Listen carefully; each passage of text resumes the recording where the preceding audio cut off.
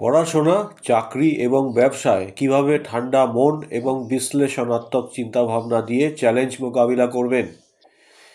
চ্যালেঞ্জের মুখোমুখি এখানে কিভাবে ঠান্ডা থাকবেন এবং স্পষ্টভাবে চিন্তা করবেন। জীবন চ্যালেঞ্জে পূর্ণ।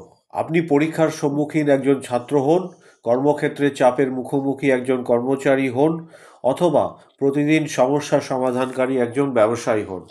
কিন্তু এখানে সুসংবাদ, পরিস্থিতি যতই কঠিন হোক না কেন, আপনি ঠান্ডা মন এবং বিশ্লেষণাত্মক চিন্তাভাবনা দিয়ে সেগুলি কাটিয়ে উঠতে পারেন। এই ভিডিওতে আমি আপনাকে এই দক্ষতা অর্জন করতে এবং একজন পেশাদারের মতো চ্যালেঞ্জ মোকাবিলা করতে সাহায্য করার জন্য শক্তিশালী টিপস শেয়ার করব। আসুন ডুব দেই। সমস্যাটি বুঝুন। যে কোনো চ্যালেঞ্জের মুখোমুখি হওয়ার প্রথম ধাপ হলো সমস্যাটিকে গভীরভাবে বোঝা। স্কুলে কঠিন বিষয় হোক, কর্মক্ষেত্রে একজন কঠোর বস হোক, অথবা হঠাৎ ব্যবসায়িক সংকট হোক, নিজেকে এই প্রশ্নগুলি অবশ্যই জিজ্ঞাসা করুন। সমস্যাটি আসলে কি? কেন এটি ঘটছে? সম্ভাব্য ফলাফল কী? সব কিছু লিখে রাখুন। কখনো কখনো কেবল আপনার চিন্তাভাবনাগুলিকে সংগঠিত করলে আপনার চাপ উল্লেখযোগ্যভাবে হ্রাস পেতে পারে। চাপের মধ্যে ঠান্ডা থাকুন। শান্ত থাকা বলা যত সহজ, করা তত সহজ নয়, তাই নয় কি? আপনি কিভাবে এটি করতে পারেন তা এখানে। গভীর শ্বাস নিন। এটি আপনার হৃদস্পন্দনকে ধীর করে দেয় এবং আপনাকে স্পষ্টভাবে চিন্তা করতে সাহায্য করে। এক মুহূর্তের জন্য পরিস্থিতি থেকে সরে আসুন। 10 মিনিটের হাঁটা বা দ্রুত ধ্যান অধিবেশন বিস্ময়কর কাজ করতে পারে। আপনি যখন আবেগপ্রবণ হন তখন সিদ্ধান্ত নেওয়া এড়িয়ে চলুন। ঠান্ডা মন আরও ভালো সিদ্ধান্ত নেয়। চ্যালেঞ্জটিকে ছোট ছোট অংশে ভাগ করুন। এটি ভেঙে ফেলুন। বড় সমস্যাগুলি প্রায়শই অপ্রতিরোধ্য মনে হয়। কৌশলটি হলো সেগুলিকে ছোট পরিচালনাযোগ্য অংশে ভাগ করা। উদাহরণস্বরূপ, আপনি যদি একজন ছাত্র হন তাহলে একবার একটি অধ্যায় বা বিষয়ে মনোনিবেশ করুন। আপনি যদি কর্মক্ষেত্রে থাকেন তাহলে জরুরিতা এবং গুরুত্বের ভিত্তিতে কাজগুলিকে অগ্রাধিকার দিন। ব্যবসায় একবার একটি সমস্যা মোকাবিলা করুন, তা গ্রাহকের অভিযোগ হোক বা নগদ প্রবাহ। ছোট জয় গতি তৈরি করে। বিশ্লেষণাত্মক চিন্তাভাবনা ব্যবহার করুন। বিশ্লেষণাত্মক চিন্তাভাবনা করতে থাকুন। এখন বিশ্লেষণাত্মক অংশটি যদি আপনার মনের মধ্যে ঢুকে যায় তাহলে পরে সম্ভাব্য সমাধানগুলি আপনি পেয়ে যাবেন এবং সেই সম্ভাব্য সমাধানগুলি তালিকাভুক্ত করুন। প্রতিটি বিকল্পের সুবিধা এবং অসুবিধাগুলি মূল্যায়ন করুন। সর্বোত্তম পদক্ষেপ বেছে নিন এবং একবারে একটি ধাপ করে এগিয়ে যান। একটি সহায়তা ব্যবস্থা তৈরি করুন। একটি সহায়তা ব্যবস্থা মনে রাখবেন, আপনি একা নন। একই ধরনের চ্যালেঞ্জের মুখোমুখি হওয়া লোকদের সাথে কথা বলুন। পরামর্শদাতা, বন্ধুবান্ধব, পরিবার নতুন দৃষ্টিভঙ্গি এবং মানসিক সমর্থন প্রদান করতে পারে।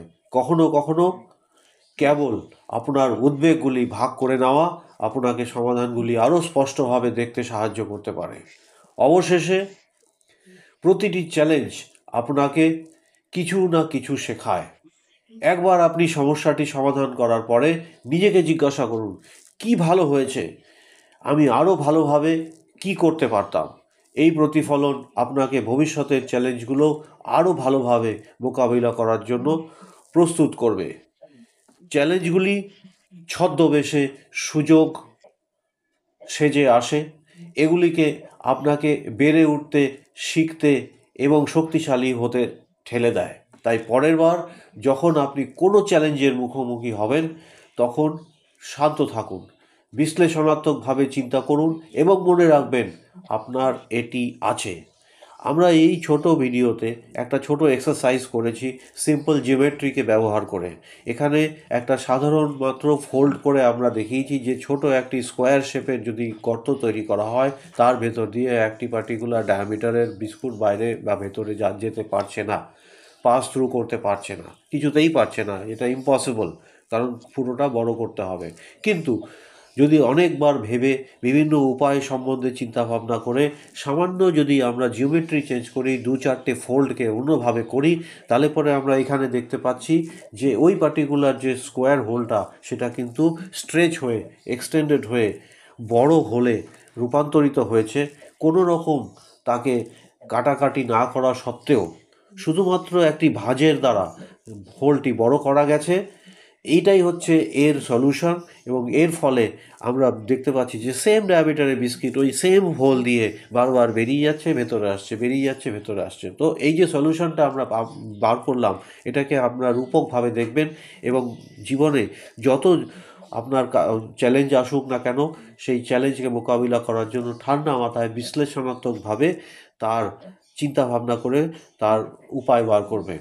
যদি আপনি এই ভিডিওটি সহায়ক বলে মনে করেন, তাহলে এটিকে থামস আপ দিন, আর যার প্রয়োজন হতে পারে এমন কারোর সাথে শেয়ার করুন, এবং ব্যক্তিগত এবং পেশাদার বৃদ্ধির আরও টিপসের জন্য সাবস্ক্রাইব করতে ভুলবেন না।